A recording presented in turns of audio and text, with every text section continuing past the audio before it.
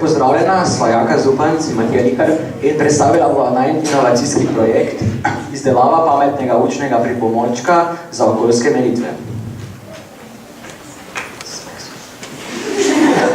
Torej, problem našega je, da kaj je pravzaprav pametni učni pripomoček?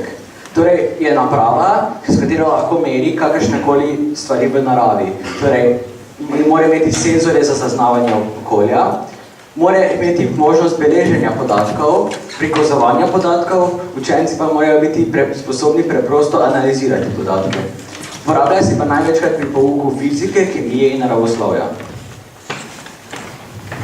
Tukaj vidimo obstoječe rešitve, torej Eurosense imamo že na šoli, SenseDisk in LabDisk so naši učitelji dobili katalog na konferenci, a smo ceno najdli samo za SenseDisk, ki pa je zelo velika, torej 16.000 €. Lego Mindstorms EV3 imamo sicer na šoli, a nima vseh funkcij, ki jih zahtevamo. Naš Legorino je pa največji približek pač temu, kaj želimo. In tako smo na podlagi Legorina izoblikovali takšen komplet, ki združuje dva senzorja in jih lahko potem tudi spremljamo na našem pametnem zaslonu. Je seveda cenovno ugoden, zato ga lahko šole nakupijo v večjih količinah. Ko pa smo izdelali komplet, smo vse načrte, vse scheme ter programske kode objavili na spletu, tako da lahko praktično kdorkoli na svetu vzame naše načrte ter si sam izdela takšen komplet, kot ga lahko tukaj vidite. In izdelava je seveda zelo enostavna, ker ga želimo toliko širiti. In da bi bil komplet lažji za uporabo, smo ga naredili takšnega, ter kompatibilen s takšnimi gradniki Fisher Technics, s katerimi lahko naredimo stojala za naše senzorje pri različnih fizikalnih ter kemijskih poskusih. In tukaj lahko vidite schemo delovanja našega kompleta. Kot ste tam videli, imamo na sredini osrednjo enoto oziroma merilnik, na kateri je računalnik, zaslon ter podobne komponente, prav tako pa tudi baterija. In ta je lahko povezana z največ dvema senzorjema, ki opazujeta eksperiment in vračata meritve, kot so na primer jakost zvoka ali temperatura. In naša osrednja enota je tudi preko spleta povezana v spletno aplikacijo, na kateri lahko vidimo grafe naših fizikalnih oziroma fizikalnih količin, ki jih na to pri pouku analiziramo in prihdemo do boljšega razumevanja učne snovi. Torej, kupili smo komplet 37 senzorjev za 8,60 €, torej vsebuje recimo senzorje za zvok, dotik in temperaturo in še veliko drugih. In tukaj imamo še tehniško shemo naše osrednje enote. Na sredini je seveda naš mikrokrmilnik Arduino Uno, ki ima zelo majhno uporabo elektrike. Poleg njega je 9-voltna baterija, ki lahko preprosto zamenjamo po dolgi uporabi. Nad njo je, kot vidite, na tem ohišju zaslon na dotik, s katerim lahko spremljamo vrednosti senzorjev in tudi upravljamo senzorje. Tukaj lahko vidite Wi-Fi modul, preko tega se mikrokrmilnik poveže v splet. Tukaj spodaj pa smo kot primer dali senzor jakosti zvoka. In ker smo seveda potrebovali nekakšno vezje, na katerega bi priklopili naše komponente, smo tega naročili pri nemškem podjetju Felicink. Torej, in osrednjo enoto in škatlice za senzorje smo najprej modelirali v programu SketchUp, nato pa pretvorili v G-kodo v programih Slicer in Cura.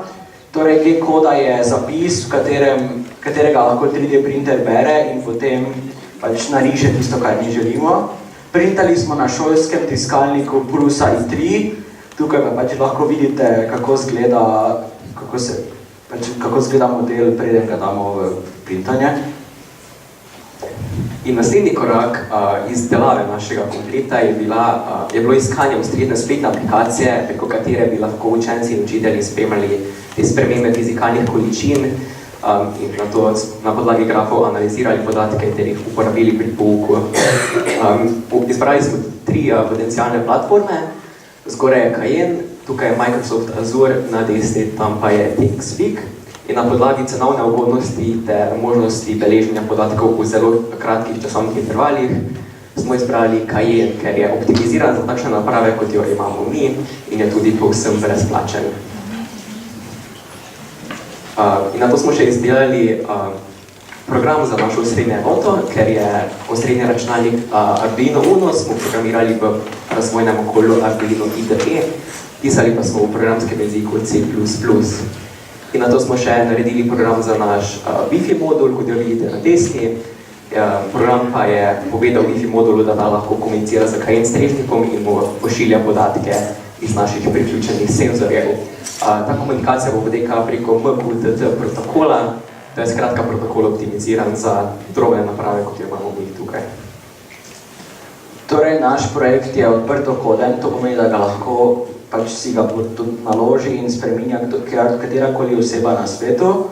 Naše zapise smo objavili na GitHubu, model smo objavili na spletnem mestu Thingiverse, opis in pač podrobno vse smo pa objavili na spletnem programu Freizing. In tukaj smo še za na konec dali nekaj primerov rabe našega projekta pri pouku. Kot je že Jaka preomenil, se lahko uporabljajo predvsem pri pouku naravoslovja, torej fizikalne vede, kemijske vede.